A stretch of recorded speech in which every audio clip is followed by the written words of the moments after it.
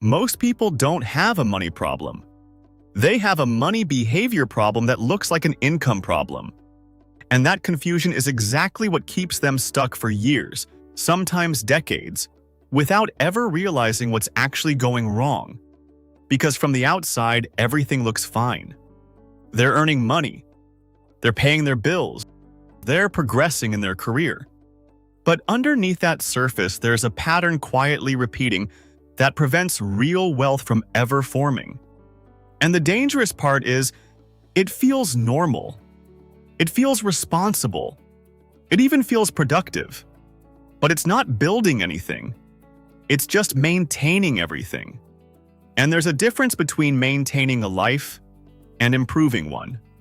Because maintenance keeps you where you are. Growth moves you somewhere new. And most people are stuck maintaining. They increase their income, but their expenses rise right along with it. They upgrade their lifestyle at the same pace as their earnings, which means their financial position never actually changes. It just gets more expensive to sustain. This is what people call lifestyle inflation, but most people don't experience it as a problem. They experience it as progress. Better apartment, better car, better experiences, and none of those things are bad on their own.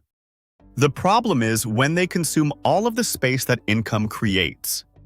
Because when that happens, there's nothing left to build with. And if you're not building, you're not progressing. You're just maintaining a higher version of the same situation. That's why someone can go from making $40,000 a year to making $80,000 a year and still feel like nothing has really changed. Because structurally, nothing has. The numbers are bigger, but the pattern is identical. Money comes in, money goes out. Repeat.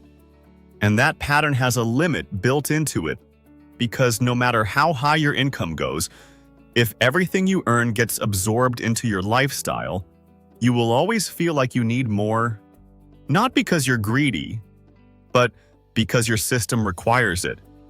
And that's the part most people never fix. They try to solve a structural problem with more income. But income doesn't fix structure, it only amplifies it. If your structure is inefficient, more money just creates a bigger version of the same inefficiency. And eventually, that creates pressure. Pressure to earn more. Pressure to keep up. Pressure to maintain. And pressure is what keeps people locked into the cycle. Because once your life depends on a certain level of income, stepping back feels risky. Changing direction feels uncomfortable. So you stay where you are, even if you know it's not working the way you want it to. And this is where the separation starts.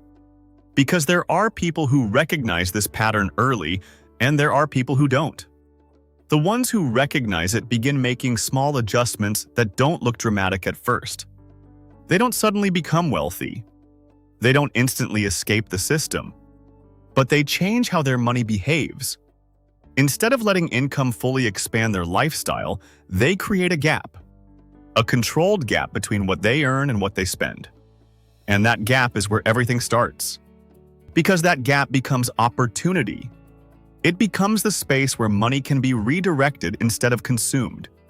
And once you have that space, you can start doing something most people never do consistently. You can start acquiring assets. Not in a complicated way. Not in a risky, all-in way. But in a steady, repeatable way. And this is where things begin to shift. Because assets behave differently than income. Income requires effort. Assets produce. Income stops when you stop. Assets can continue. And the moment you start owning things that produce, even in small amounts, your financial life starts to change direction. It's subtle at first, almost unnoticeable, but it's happening. Instead of all your money disappearing, a portion of it starts working. And over time, that portion grows. Not just because you add to it, but because it begins to generate more on its own. That's compounding. And compounding is where the real difference is made. But here's the part that most people misunderstand. Compounding doesn't feel powerful in the beginning. It feels slow. It feels like it's barely doing anything. And that's exactly why most people quit. They don't see immediate results, so they assume it's not working. But compounding is not designed to impress you early. It's designed to reward you later. And that delay is what filters people out. Because staying consistent without immediate results requires a level of patience that most people haven't developed. Especially in a world where everything else happens instantly. But the people who stay consistent long enough start to notice something different. Their money begins to act differently. It doesn't just leave. It returns. It grows. It builds. And eventually, it reaches a point where it starts contributing in a meaningful way. That's when the pressure begins to decrease. Not disappear overnight, but decrease. Because now, not everything depends on what you earn this week or this month. Some of it depends on what you've already built. And that's a completely different feeling. Because now, progress isn't fragile. It's supported.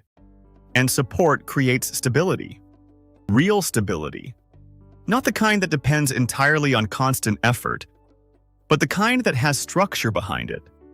And once you experience that, even at a small level, your mindset changes. You stop thinking only about earning more. You start thinking about building more.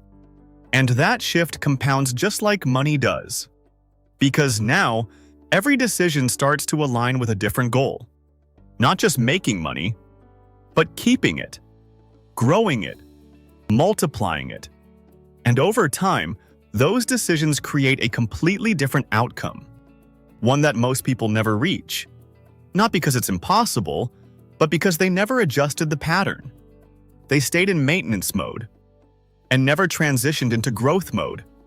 Because growth requires intention. It requires awareness. And it requires consistency long enough to let the process actually work. And if you can do that, even imperfectly, even slowly, you put yourself in a position that most people never reach. Not overnight, not instantly, but inevitably. Because when your structure is right, time works for you instead of against you. And if you're serious about building that kind of structure, understanding how to actually turn income into long-term wealth instead of short-term relief, subscribe to Smart Money Compounds, because that's exactly what this channel is built to help you do.